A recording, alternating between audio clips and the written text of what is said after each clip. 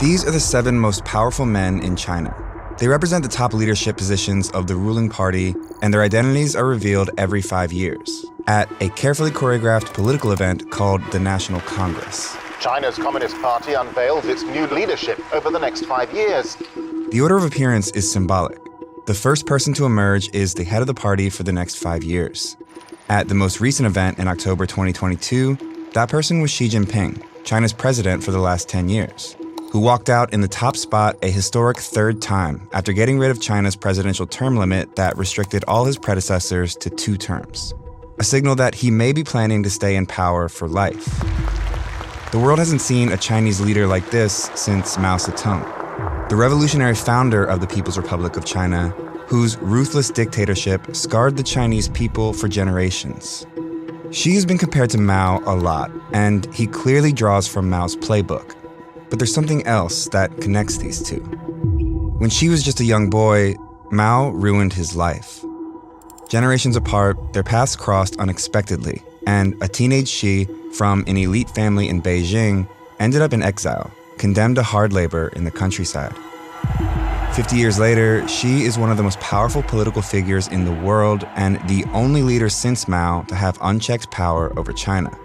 So, how did he go from being banished in his country to taking complete control of it?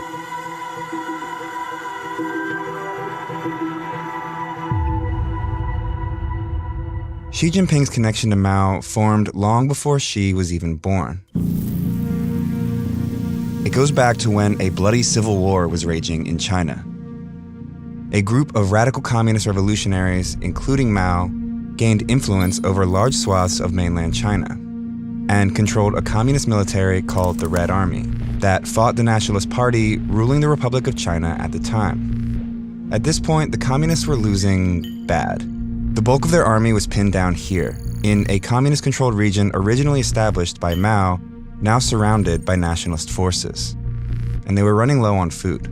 So the Red Army decided to launch a bold attack to break through the nationalist forces and evacuate the roughly 130,000 communist soldiers and civilians stuck here. On October 16, 1934, they made their move and attacked a weaker part of the enemy line. They broke through, and even though their numbers quickly dropped, with thousands dying and thousands more fleeing to the countryside, around 86,000 stuck together and pushed on. This was the beginning of a year-long historic retreat called the Long March, the journey to establish a new communist base far from the nationalist forces. Mao, who used to be a military leader, wasn't in charge at this time. He'd insisted on using guerrilla tactics, which had heavily influenced the Red Army earlier in the war, but that approach had fallen out of favor and he was demoted. The Long March changed that. After escaping the siege here, the Red Army continued to suffer relentless attacks by the pursuing Nationalist Army. The military leaders of the march had pushed for a more traditional wartime strategy of direct confrontation rather than Mao's guerrilla tactics. And the result was catastrophic for the Red Army. Less than half of the original escape group survived the first 3 months alone. So it was at this first stopping point where Communist Party leader Zhou Enlai handed military leadership back to Mao. And Mao picked an endpoint for the march. Here, 800 miles away in rural northern China. But they didn't go straight for it.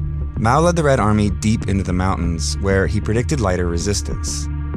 And he was right. But the journey was still brutal. It was 9 more months of non-stop marching and fighting along this several thousand-mile route before they ultimately arrived in northern China, where a guerrilla base led by a communist revolutionary named Shi Jinping offered Mao's army refuge, bringing the Long March to an end. That man was Xi Jinping's father. In the end, fewer than 8,000 of the original marchers survived. Even though thousands died on the Long March from starvation, fighting, and disease, Mao's leadership was credited with saving the Red Army from total annihilation, and he became the de facto head of the party as well as the military, entrusted with rebuilding the army to take on the nationalist forces for total control of China. Wherever and however the Red troops move into battle, they spread the glory of Mao Zedong. This is a good stopping point in the story to talk about how power in the Chinese Communist Party, or CCP, works. Officially, the highest level of authority is a group called the Central Committee and is responsible for all of the party's major policy decisions. Within the Central Committee is a select group of officials called the Political Bureau or Politburo. In most communist parties, like that of the former Soviet Union, the Politburo represents the most powerful members of the party besides the General Secretary. But the Chinese Communist Party has a key distinction that makes it unique. It has one more, even smaller selection of top officials who ultimately have the final say, an elite class of Politburo members called the Politburo Standing Committee. This group, which includes the General Secretary, holds supreme control over the Central Committee, dictates the will of the party, and is in full control of the Central Military Commission, which oversees China's defense. Mao's promotion during the Long March landed him here, in the highest position of the military and the Politburo Standing Committee.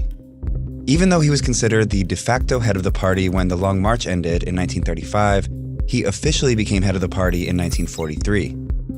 With both the party and the military under his control, Mao began to exploit the system to ensure he remained at the top for the rest of his life.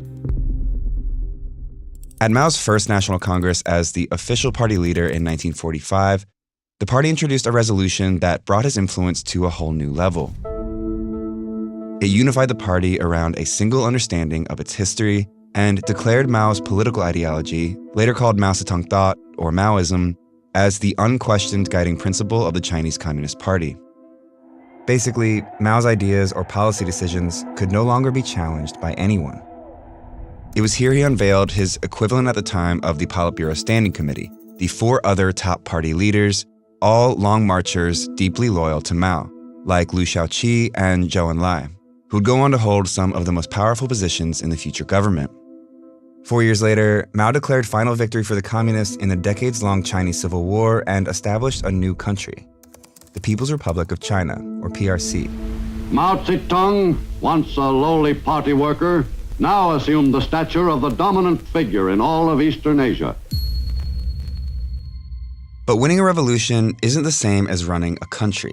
Because now that you're running a country, there's all these other things you have to do, like deliver the mail and like build a dam and stuff like that. You can't possibly have the party do all these things.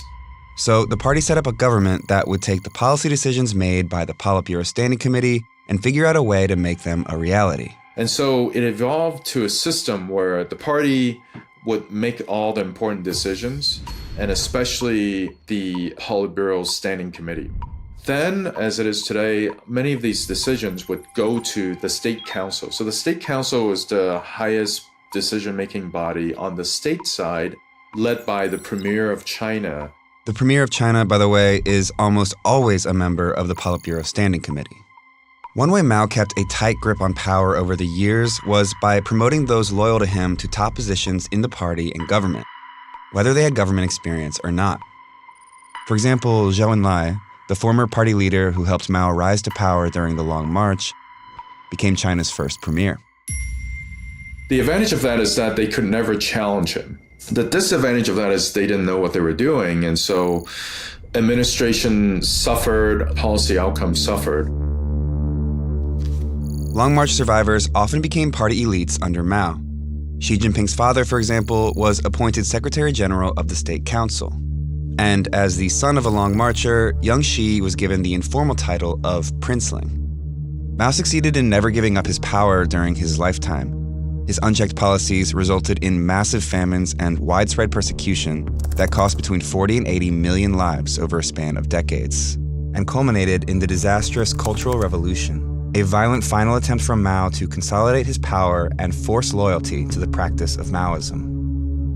The idea was to make himself and his ideas eternal, the way he viewed communist figureheads like Lenin and Marx before him. Anyone that didn't fall in line with Mao's ideology was publicly humiliated, impoverished, excluded from society, and in many cases, executed, either at the hands of the army or by a militant youth group obsessed with enforcing Maoism, the Red Guards.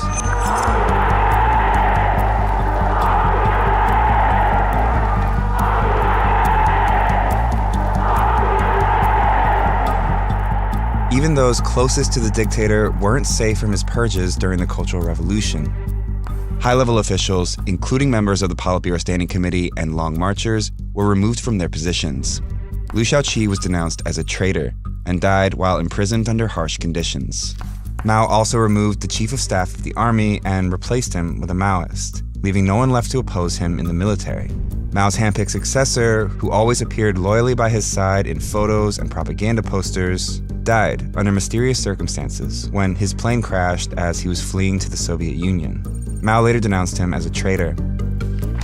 He denounced Xi's father, too. This is a photo of Xi Sr. being restrained and publicly criticized by the Red Guards at the height of the Cultural Revolution. He would remain a prisoner in Beijing for 8 years following this. With his father purged, Xi Jinping, 15 at the time, was expelled from his elite school in Beijing and sent to work in the countryside. He had to live in a cave and, do hard manual labor. His food was barely enough for, a growing young person. And Chairman Mao was responsible for all of it. But then, Mao died. The Cultural Revolution ended. His successor was Deng Xiaoping, one of the Politburo Standing Committee members who was removed from power during the Cultural Revolution, who, just before Mao died, started making a promise to fellow exiled party veterans. Deng Xiaoping signaled credibly to all the surviving Long Marchers that he wanted to rehabilitate people. So when Mao died, they all supported the rehabilitation of Deng. And as soon as Deng was rehabilitated, he went ahead and rehabilitated all these people. With experienced leadership back in place, the party needed to figure out how to prevent something like this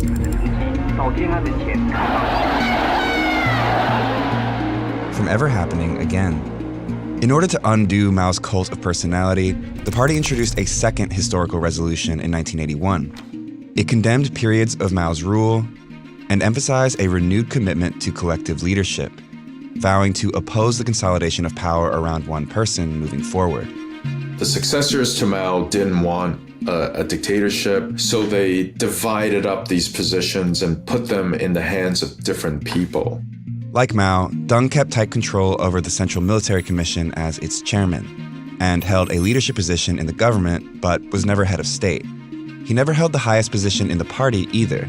Instead, he set up a new advisory commission and served as its chairman, which allowed him to influence the party's direction without positioning himself directly on top of it. This allowed a power-sharing structure while still making Deng the de facto leader of China until he stepped down in 1989, following the army's massacre of students protesting in Tiananmen Square.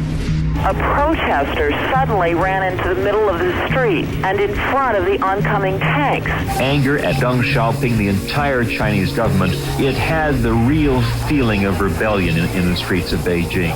People want to fight the military out of their city. Deng and his ideology, which moved away from Maoism, set a precedent of sharing power.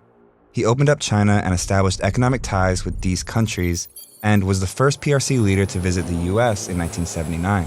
Today we take another step in the historic normalization of relations which we have begun this year. Deng's reforms became the foundation for decades of economic prosperity that led China to having the world's second largest economy over time and being on the verge of becoming the world's next superpower.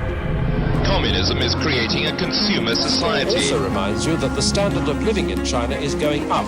Here, capitalism rules. One thing power sharing did lead to was a lot of policy innovation and then some degree of decentralization, and both of these things helped China's economy enormously. Which is why this period of economic growth and reform, stretching over roughly 30 years, is known as the Deng era. And whether he wanted to or not, Deng kept his word and never tried to consolidate absolute power around himself. He did end up sharing power, and that set the stage for power sharing in the party until the rise of Xi Jinping. So what was Xi doing all this time?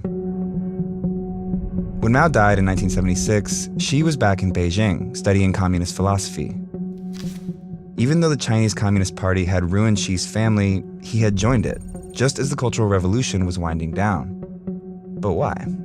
Personally, he might begrudge Chairman Mao for doing all these terrible things to his family, but I think at this time he also recognized that in the system of the Chinese Communist Party, power is everything. Without power, you're nothing. But in order to get that power, Xi did something unexpected. He left Beijing. As his competitors were fiercely competing with each other in the 1980s and 1990s, he sort of got out of their way and went to the provinces. He took positions in party leadership in rural, poor provinces all around China, where there were no other princelings to compete with. First in Hebei, a poor rural province outside of Beijing, where he easily reached the top spot as party secretary. Then in Fujian, a heavily militarized region where top members of the army were stationed. He moved up the ranks to party secretary here too, before becoming the governor of the province a few years later. After making powerful friends in the military, Xi went here, where he once again assumed the office of party secretary and grew his support on the civilian side. This strategy of moving around didn't just give Xi a leg up in areas where competition was slim, it also gave him credibility as a humble, hardworking party leader. And he cultivated a growing group of supporters who would come back into play years down the line. It was his last stop, and his shortest one, that ultimately got him back to Beijing. A brief stint in the top party spot in Shanghai in 2007, where he rehabilitated the city's image following a high-level corruption scandal. Xi developed a reputation here as a prudent leader who towed the party line. Just 7 months later, he finally returned to Beijing, having been promoted to the all-powerful Politburo Standing Committee. Basically, the people who were deciding on top leadership at the time, they wanted a princeling, but they didn't want a princeling who was too ambitious or too strong. So Xi Jinping, he was seen as less ambitious because he was willing to go to the countryside and work in lower-level positions. When Xi emerged at the 2007 National Congress and leadership unveiling, he was one of the 9 most powerful men in the country. It was at this moment that his strategic climb, over 17 long years in the countryside, paid off, big time. When the General Secretary stepped down in 2012, Xi emerged at the top spot in the party as China's leader. Now, the elite son of a former revolutionary, turned exiled peasant, turned party darling, was poised to seize control of everything.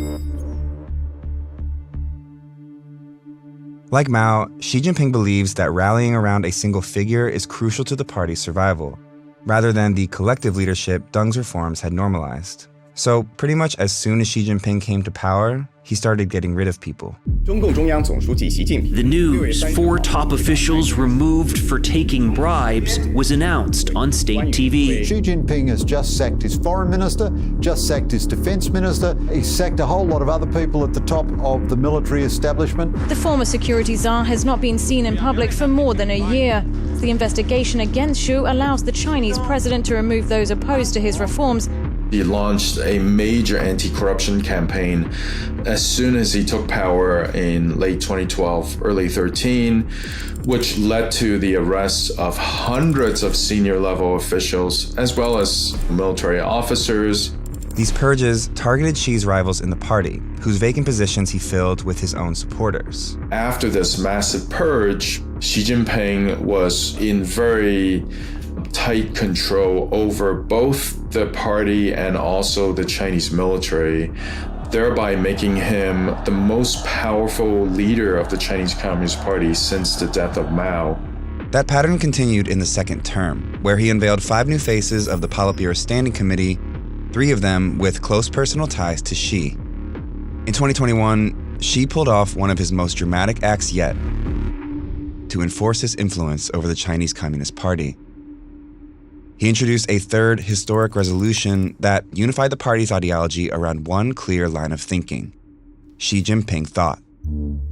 Xi's personal political ideology would now be the core in the party's thinking, political stance, and action. Basically, Xi Jinping's ideas could no longer be challenged. And they weren't for many years. During Xi's first 10 years in power, the size of China's economy more than doubled. So did average individual income. So did military spending. Under his leadership, China's presence on the world stage has grown too, positioning the rising superpower to take on the role of an aggressor externally, reasserting claims over parts of the South China Sea, intimidating Taiwan and Tibet, and stripping democratic process in Hong Kong. Inside its own borders, strict internet censorship and surveillance are widespread. And oppression of Uyghurs, a mostly minority Muslim ethnic group, is marked by human rights abuses. But it wasn't until COVID that Xi saw the first real challenge to his authority. Anger in China is growing. Video showing protesters in Xinjiang fed up with China's zero COVID rules. The boldest public challenge yet for leader Xi Jinping.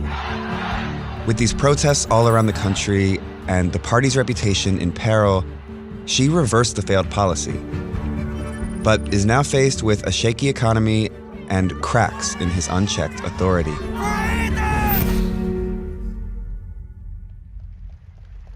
It was just weeks before the widespread protests at the 20th National Congress in 2022 that Xi walked out in the leading position a third time. He'd already locked in the presidency for another 5 years and unveiled a Politburo Standing Committee completely packed with those loyal to him, after removing the final senior members of the party that had ties to his predecessor. Now, there is no one left in party or military leadership whose ideology differs from Xi. I don't think anyone can push him out at this point. I think he will be the most powerful leader in China as long as he's alive and conscious.